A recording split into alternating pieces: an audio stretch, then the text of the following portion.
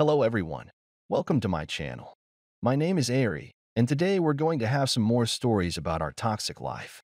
But before we start, it would be so much appreciated if you would subscribe to my channel, like the video, if you enjoy it, and maybe leave a comment down below. These simple clicks would mean a lot to the future of this channel and really reward the effort that I put in every day.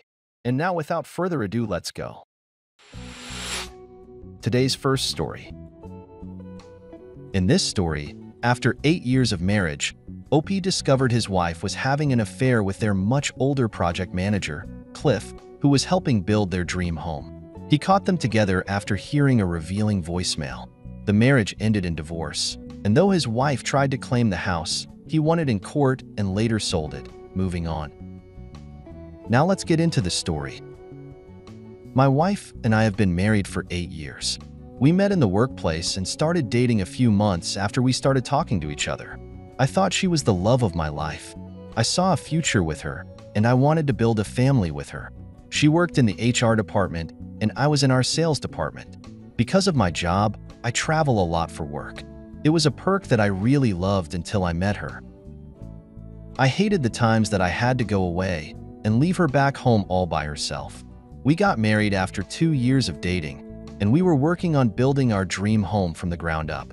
We found a plot of land and decided that instead of looking for a house and remodeling it to fit what we wanted, it would be better to just do it ourselves.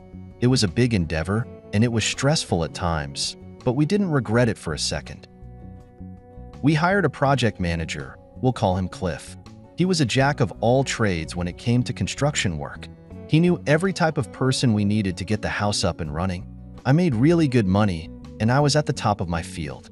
Because of that, with everything going on with the house, I thought it might be beneficial for my wife to quit her job in the HR department and focus on getting all that together. We agreed that she would quit and focus on building the house. She was spending a lot of time with Cliff, which I didn't think much about because he was about 20 years older than her and married. I knew that there were a lot of days where Cliff would be over at our apartment going over things with her, or she would be on the build sites checking on things. Every time Cliff was over at our apartment, he was gone before I came home.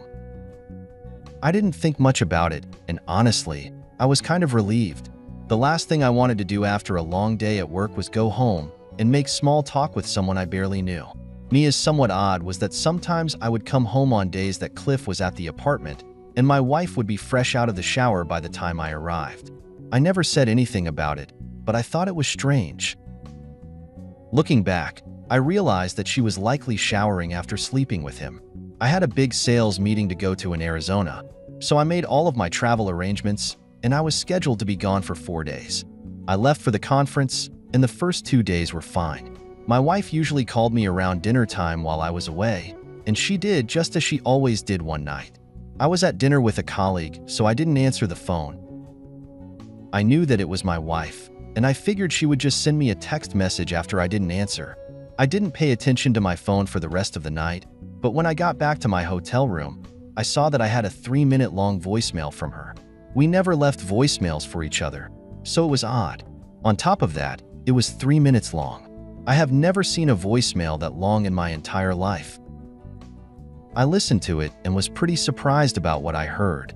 At first, it was just some jumbled noises in the background, and I thought maybe she put the phone in her pockets and was just walking around the house.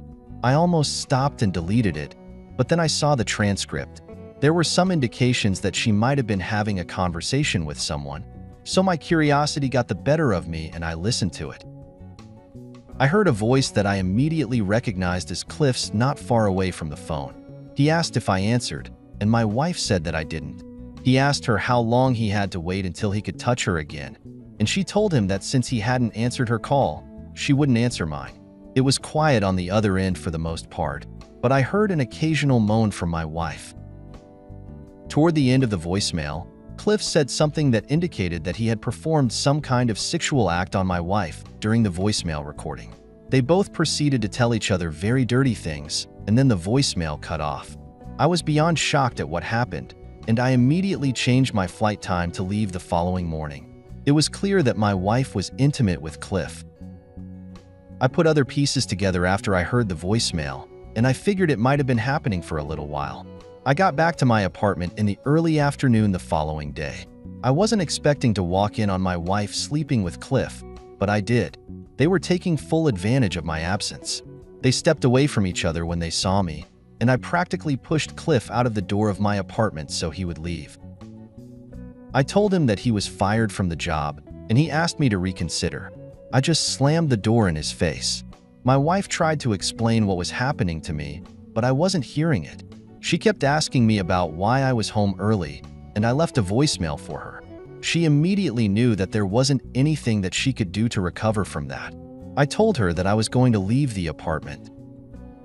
Told her that I wasn't going to be with a cheater, and I planned on divorcing her. I think she thought she might have some ground to stand on in the divorce, but I knew that she wouldn't.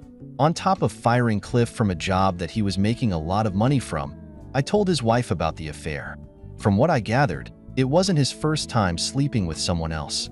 However, she told me that it would be the last time you cheated on her. I was glad to find out that they had also gotten a divorce. My wife tried to argue that she should get to keep the house that we were building because she was the one putting in all of the work for it. It was her design. She was overseeing the construction, everything. Luckily for me, my divorce attorney was incredible, and they didn't let that happen. I was awarded the house, and I hired someone else to finish off where Cliff stopped. I made sure the house was everything my wife ever wanted in home. I sold it after it was finished. I didn't need the money. I just didn't want the house.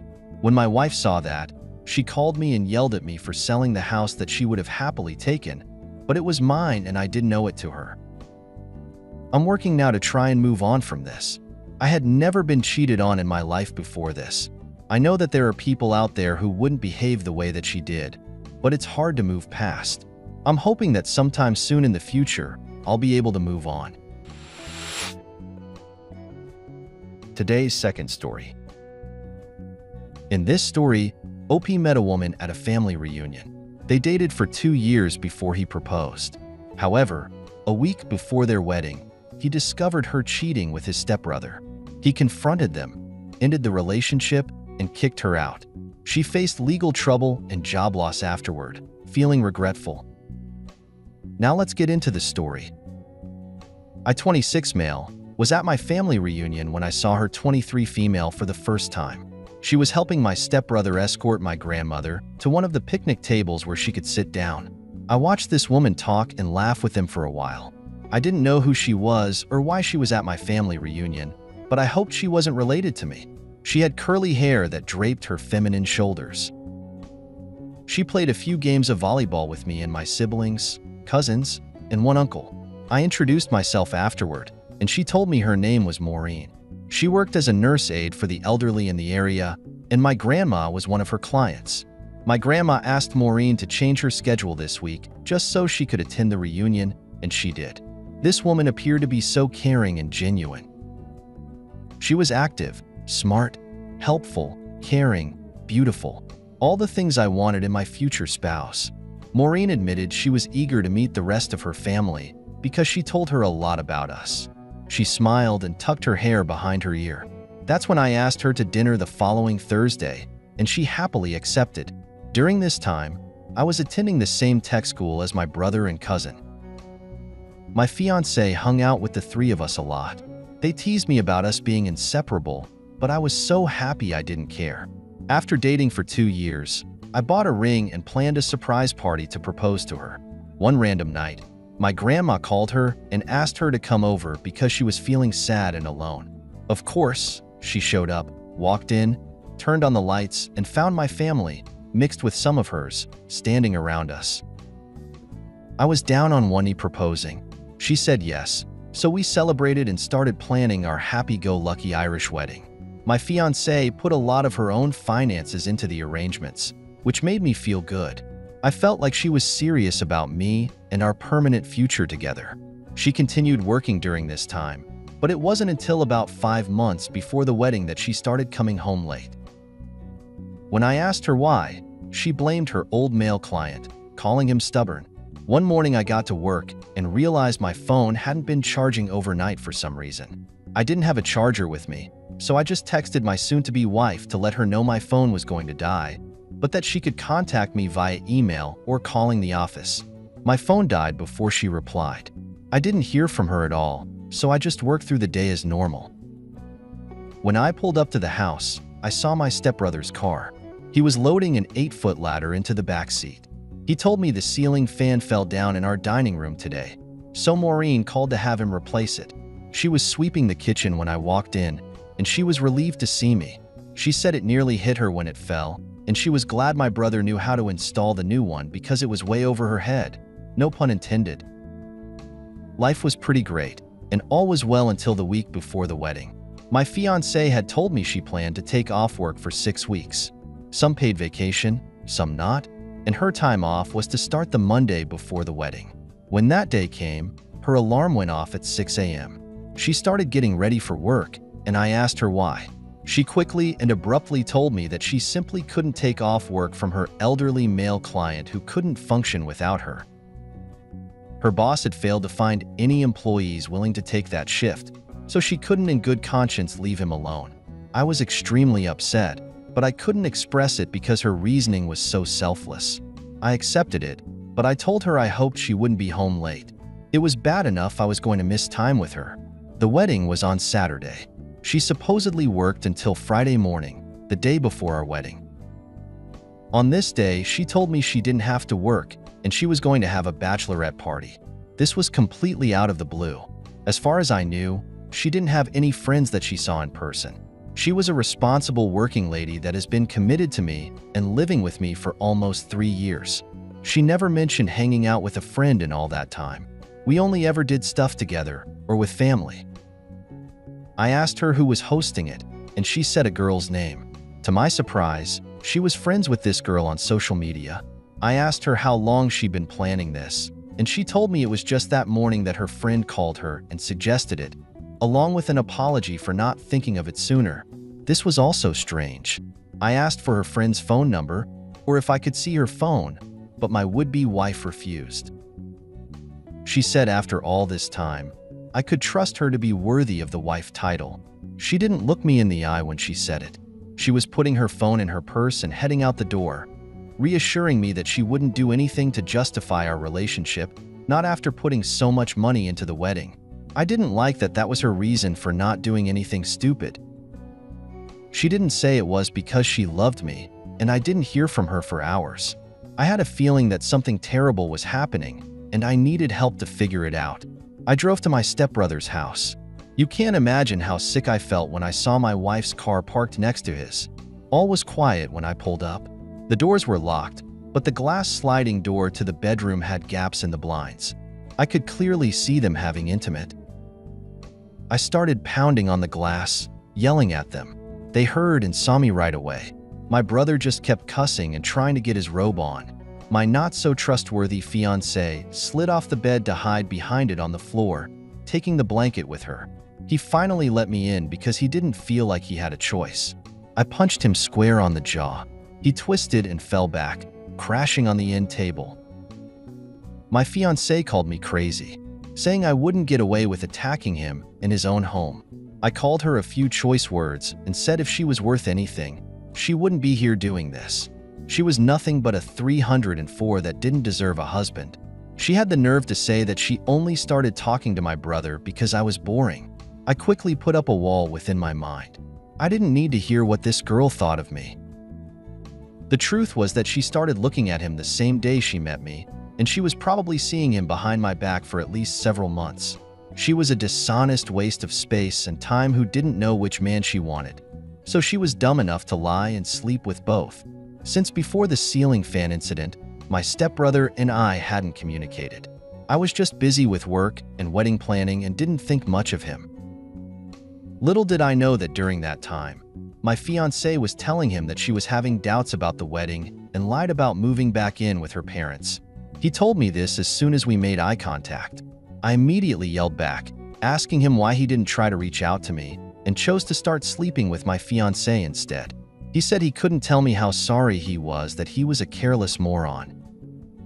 Before stepping outside, he screamed at my fiancée that she lied to him. She told me that he was the one lying and that he actually tried to seduce her on the night she called him about the ceiling fan. I realized at this point that the wedding I had planned for tomorrow wasn't happening. Our relationship was done, and I didn't have to listen to any of this. As I left, she called my name 9 times. I wondered if that was how many times she slept with him behind my back. I went home and added locks to the inside of the doors. I paid for this place, and I was relieved I didn't have to divorce her and fight for it in court. I put all her stuff outside the window and figured if she wanted it, she'd grab it before it rained. She showed up, shocked to find that she couldn't unlock the door with her key. Kicking the door, and actually broke a window before realizing her stuff was sitting outside already. I called the police and she was charged with criminal mischief since she was seen on the security camera furiously throwing the porch chair into the window. Even before the dust settled, she tried convincing my stepbrother to let her move in. He refused. I knew she deeply regretted her life choices at this point. She just spent at least $3,000 on wedding arrangements, even though she wasn't fully committed to me. She left me 7 voicemails within 3 months, full of remorse and sniffles. I heard from my grandma that she was fired from her job, although I can only assume it was because of the criminal mischief charge. I know she cared about her job, and I can't imagine she'd be mentally okay after this.